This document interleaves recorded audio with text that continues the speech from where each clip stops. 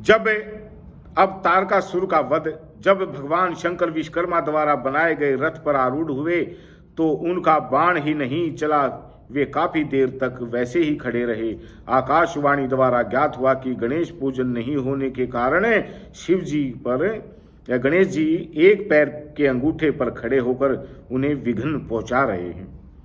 अब गणेश पूजन नहीं करेंगे तो क्या होता है, गणेश जी एक पैर के अंगूठे पर खड़े हो जाएंगे और विघ्न करेंगे। अगर गणेश जी पूजन नहीं करेंगे हम किसी भी शुभ कार्य में। अब भगवान शिव ने गणेश जी का पूजन किया तो गणेश जी प्रसन्न होकर मार्ग से हट गए।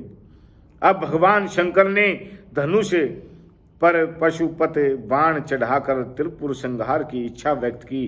राक्षसों ने आनंद पूर्वक शिव जी की ओर देखा तो सभी देवताओं ने उन राक्षसों को मारने के लिए शिव जी से निवेदन किया कि तभी हजारों सूर्य के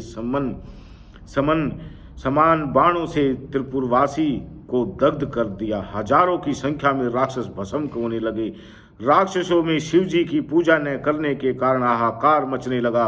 तारकाक्ष जब भस्म होने लगा तो वह भक्तिपूर्वक भगवान शंकर की ओर देखकर बोला कि यह तो हमें पता था कि आप ही हमें भस्म करेंगे।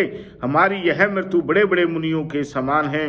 आपसे हमारी विनती है कि जन्म जन्मांतरों तक हमारी बुद्धि आप में ही लगी रही।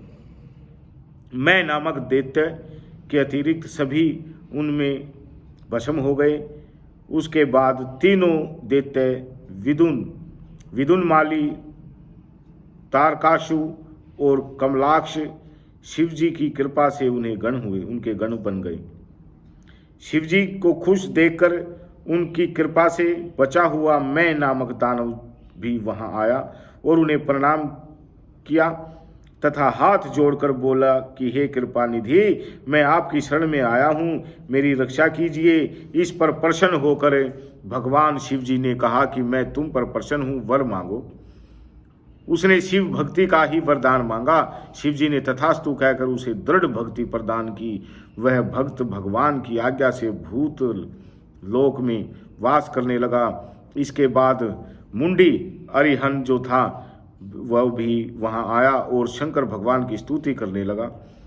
अब भगवान श्री हरि ने उन्हें समझाया कि तुम चिंता मत करो, मैंने सारा वृत्तांत भगवान शिव जी को बता दिया है और उनकी आज्ञा से ही यह सब किया गया है। तुम्हारी कुगति नहीं होगी, परंतु कलयुग में जो व्यक्ति तुम्हारे इस मत का सहारा लेंगे उनकी दुर्गति निश्चित है। अब तुम मरुभूमि में जाकर निवास करो। तब से भगवान शिव जी को प्रणाम करके मरुभूमि को चले गए। इसके बाद सभी ने प्रेम पूर्वक शंकर पार्वती की पूजा की और सब अपने अपने लोकों को प्रस्थान कर गए।